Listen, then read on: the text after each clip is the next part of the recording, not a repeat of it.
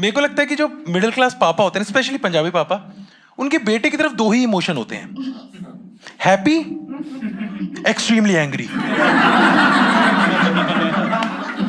बीच में कुछ है ही नहीं। He is a binary emotion man. और सरदार फिल्म में यार आप छोटे हो ना, आपके लिए हैप्पी भी डेंजरस है, क्योंकि सरदार पापा जब खुश होते हैं वो बच्चों को हवा में उछाल देते हैं। आ ले मेरा बेटा, एक्सप्लोर द कॉस्मोस।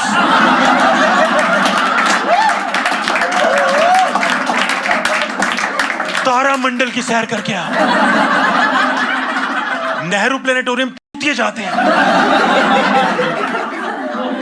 गाइस मैं बता रहा हूं, हम 3 भाई बहन हैं, हम तीनों को फियर ऑफ हाइट्स है। अब इमेजिन करो ना, हमारी पूरी लाइफ एक्सपेक्टेंसी टिकी है उनकी कैचिंग स्किल पे। हम लोग पैसे देके विंडो सीट नहीं लेते प्लेन में, क्योंकि नहीं जो देखा हुआ ये। आप मानेंगे नहीं, मैंने पूरा बचपन अपने पापा को ड्रोन शॉट में देखा है।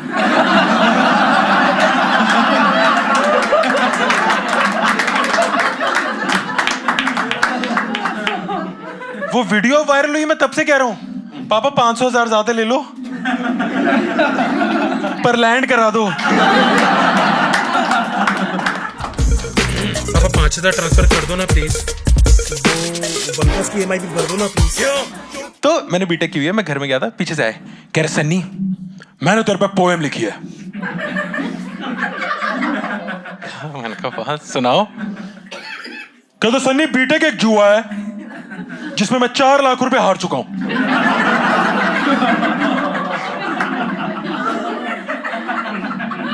मैंने कहा आगे, क्या इतना ही है?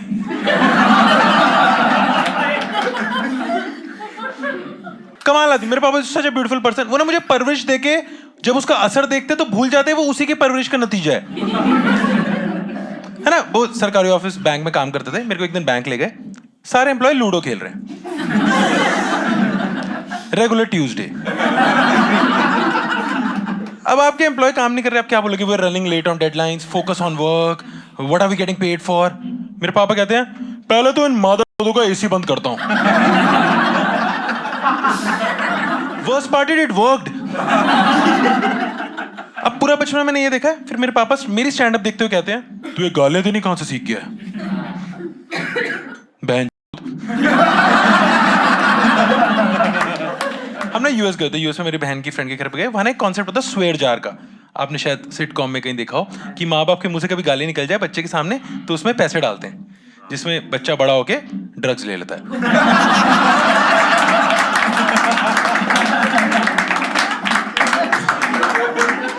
या स्कूल के लिए गन, जो भी। तो बेसिकली गाली का एक कॉन्सेप्ट है। ये मैंने और मेरे पापा ने एक साथ देखा। मैंने कहा पापा ये हमारे घर में होता ना तो मैं आपको पॉकेट मनी दे रहा होता। पर ठीक है यार, पापा ने अपनी तरफ से जितना उपाय कर लिया, सही है। इमोशन कमी होते हैं, भगवान ने कंजूसी की है मर्दों को इमोशन देने में। लेकिन मुझे बुरा तब लगता है जब मम्मी डिफेंड करने आ जाती है। और ना ये लाइन, ये घिसी पिटी लाइन आपकी मम्मी के मुंह से आप सबने सुनी होगी कि सन्नी पापा प्यार बहुत करते हैं, बस जताना नहीं आता। मैंने कहा मैं उनकी कॉलेज की बंदी हूं कि प्यार जता देंगे तो मैं उन्हें फ्रेंड जोन कर दूंगा कि listen I never saw you as a father.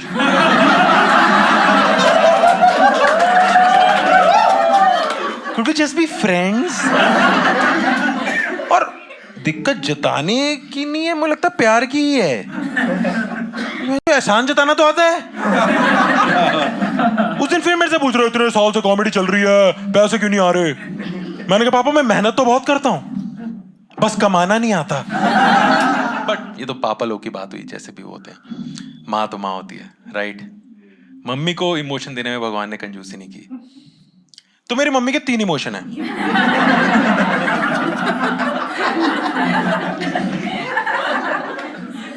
Happy, sad और सब तेरी वजह से हो रहा है। तू ये कलेश की जड़। रैंडम इमोशन का ट्रिगर हो जाता है एक ही मनहूस चीज से, वो है स्टील का बर्तन हिटिंग द फर्श। ओ बहन, क्या नेगेटिविटी है उस बर्तन में यार। मिडिल क्लास लोगों का ना जनरेशनल ट्रॉमा याद आ जाता है कि बच्चे पढ़ नहीं रहे, सास गंदी, हम पार्टीशन में इंडिया आए थे।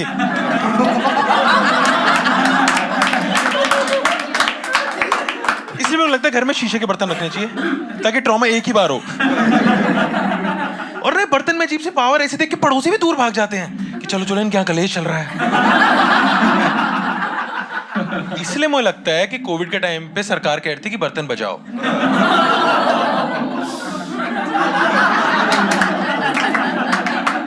शायद कोविड भी कहे चलो चलो यहाँ कलेश चल रहा है।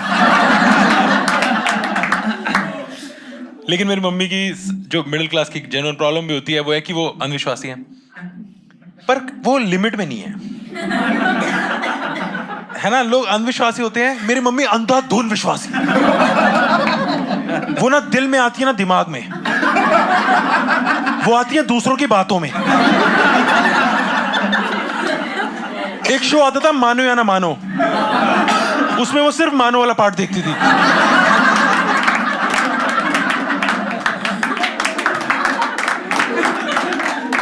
एक एवरेज अंधविश्वासी क्या करता है, एक बाबाजी को फॉलो करता है और अपने बच्चों को भी फोर्स करता है कि इन्हें फॉलो करो। मेरी मम्मी 4 बाबे बदल चुकी है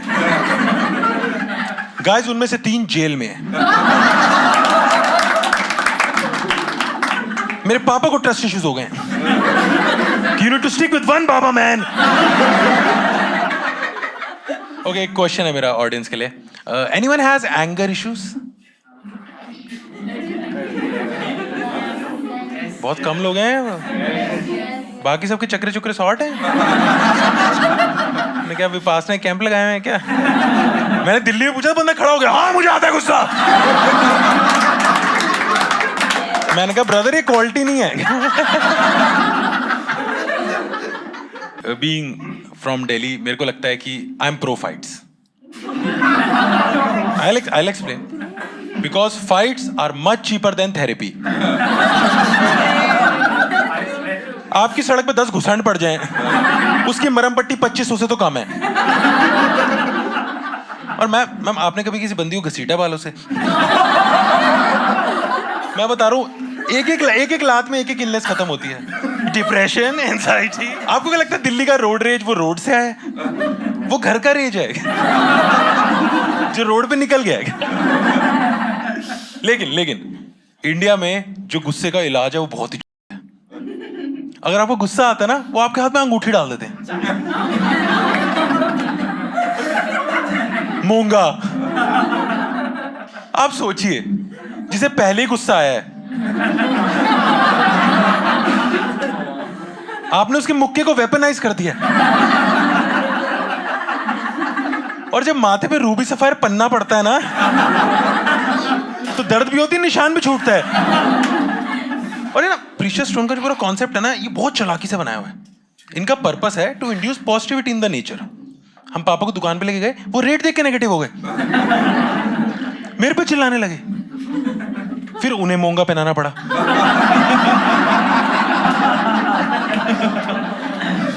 मम्मी पापा के अलावा मेरी दादी भी हैं एक। तो ना मेरी दादी पार्टीशन में पाकिस्तान के उस साइड से आई हैं।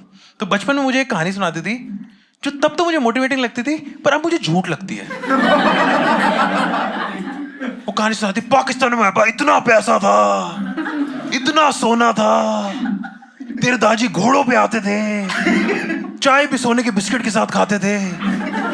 वो अंकल स्क्रूज देखे हैं, वही थे वो। लगता वाह यार, हम तो बड़ी रॉयल्टी से आए हैं, हम कहाँ यहाँ गंदे से फ्लैट में रह रहे हैं।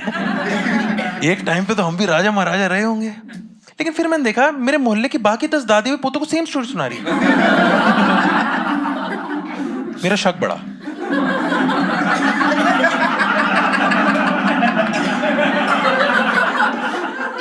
मैं बड़ा हुआ, मैंने एक डेटा साइंटिस्ट हायर किया। मुझे पता चला दिल्ली के रिफ्यूजी कैंप में कम से कम 3-4 लाख दादियां सेम कहानी सुना रही हैं। फिर मैंने एक साइंटिफिक कैलकुलेटर मंगाया, क्योंकि इतना सोना नॉर्मल पे थोड़ी काउंट होगा। इस सब के बाद मेरे दिमाग में एक क्वेश्चन आया, अगर हम सबकी दादियों का पैसा वहां गड़ा है, तो पाकिस्तान गरीब कैसे है?